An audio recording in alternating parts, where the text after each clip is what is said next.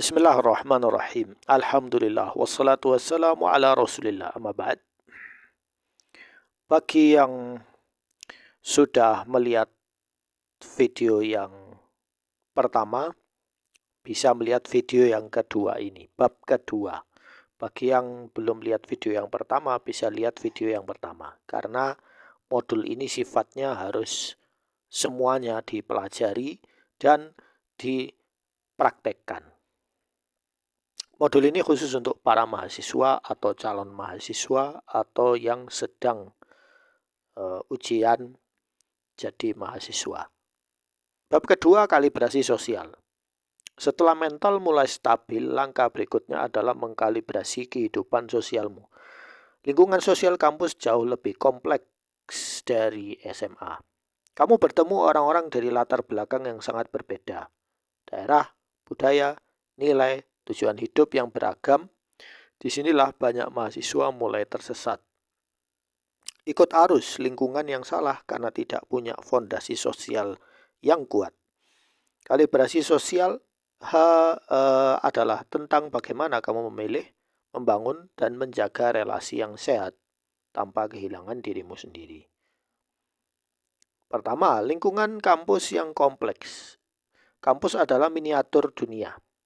Di sini kamu akan bertemu mahasiswa yang ambisius dan yang apatis, yang religius dan tidak peduli agama, yang kaya dan yang berjuang finansial, yang punya visi jelas dan yang masih bingung hidupnya mau kemana. Keberagaman ini adalah kekayaan, tapi juga jebakan, karena tanpa kesadaran kamu bisa dengan mudah terseret ke lingkungan yang tidak membawamu kemana-mana hanya karena nyaman di sana. Maksudnya kamu jadi mahasiswa hanya ingin status mahasiswa tapi tidak punya tujuan. Kuncinya adalah kamu harus tahu terlebih dahulu siapa dirimu dan mau kemana kamu pergi sebelum kamu bisa memilih lingkungan yang tepat. Orang yang tidak tahu tujuannya akan ikut kemanapun angin sosial bertiup. Solusinya, pelajari nilai-nilaimu sendiri sebelum menyesuaikan diri dengan lingkungan. Amati dulu sebelum bergabung dengan kelompok atau komunitas apapun. Pilih lingkungan yang menantangmu berkembang, bukan hanya yang membuatmu nyaman. Yang kedua, memilih teman, bukan memilih musuh. Ada pepatah lama yang tetap relevan hingga hari ini. Tunjukkan siapa temanmu, maka aku akan tahu siapa kamu. Kalimat ini bukan klise, ini adalah fakta psikologis. Manusia secara natural menyesuaikan diri dengan standar orang-orang di sekitarnya. Jika kamu dikelilingi orang-orang yang malas, lama-lama kemalasan itu akan terasa normal. Jika kamu dikelilingi orang yang ambisius dan bersiap, standar hidupmu akan terangkat tanpa kamu sadari. Memilih teman bukan berarti sombong atau eksklusif. Ini bukan tentang menghindari semua orang yang berbeda. Ini tentang dengan siapa kamu menghabiskan sebagian besar waktu dan energimu. Karena waktu dan energimu terbatas. Dan mereka layak diberikan kepada orang-orang yang membawa pengaruh positif dalam hidupmu. Solusinya, pilih teman yang jujur padamu, bukan hanya yang menyenangkanmu. Cari teman yang punya nilai dan tujuan yang sejalan. Waspadai pertemanan yang hanya hadir saat kamu dalam kondisi baik. Jaga juga pertemanan lama yang terbukti tulus. Yang ketiga, menghadapi tekanan sosial kampus. Tekanan sosial di kampus jauh lebih halus dan lebih berbahaya dari tekanan SMA. Di SMA tekanannya jelas, nilai, ranking, perintah guru. Di kampus tekanannya datang dalam bentuk ekspektasi gaya hidup. Harus ikut komunitas ini, harus punya outfit seperti ini, harus nongkrong di tempat yang sama, harus tidak ketinggalan tren. Tekanan ini tidak tertulis dan tidak ada yang memaksamu secara eksplisit, tapi terasa sangat nyata dan bisa menguras uang, waktu, dan energimu secara diam-diam. Cara menghadapi tekanan sosial bukan dengan mengisolasi diri atau bersikap antisosial. Caranya adalah dengan memiliki identitas yang cukup kuat sehingga kamu tidak mudah goyah ketika arus sosial mengalir ke arah yang berbeda dari arahmu. Arah hidupmu kamu yang menentukan, bukan teman, bukan komunitas, bukan tren kampus, bukan siapapun. Jadi kalian harus punya arah hidup.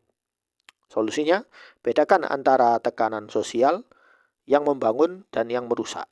Berani berkata tidak tanpa perlu menjelaskan panjang lebar, tidak semua undangan perlu dihadiri, dan tidak semua tren perlu diikuti.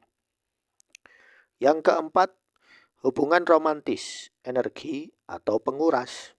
Nah, ini topik ya, ini topik yang paling banyak dihadapi oleh para mahasiswa. Ini penting ya, kalian jangan skip ya, kalian tonton sampai selesai. Ini adalah topik yang sering dihindari tapi justru sangat penting untuk dibahas secara jujur. Hubungan romantis di usia kuliah bisa menjadi salah satu hal yang paling menguras energi, waktu, fokus, dan stabilitas mentalmu. Jika tidak dikelola dengan benar, banyak mahasiswa yang nilai akademiknya jatuh, yang kehilangan arah, yang terjebak dalam masalah yang jauh lebih besar dari kapasitas usianya. Berawal dari hubungan romantis yang tidak matang dan tidak berorientasi pada tujuan. Ini bukan berarti hubungan romantis selalu salah, tapi di usia di mana kamu sedang dalam proses menemukan identitas, membangun fondasi hidup, dan belajar mengelola diri sendiri. Hubungan yang serius membutuhkan kematangan yang belum tentu sudah kamu miliki. Ada orang yang siap ya, matang ya. Ada yang belum ya. Pertanyaan yang perlu kamu tanyakan pada dirimu sendiri, apakah hubungan ini menambah energi dan mendukung pertumbuhanmu atau justru menguras dan menghambatmu? Ayo coba kalian jawab. Solusinya, jangan jadikan hubungan romantis sebagai pelarian dari masalah pribadi. Kemudian hubungan yang sehat, mendukung pertumbuhan kedua belah pihak. Hormati dirimu sendiri, jangan tukar harga dirimu dengan rasa diterima.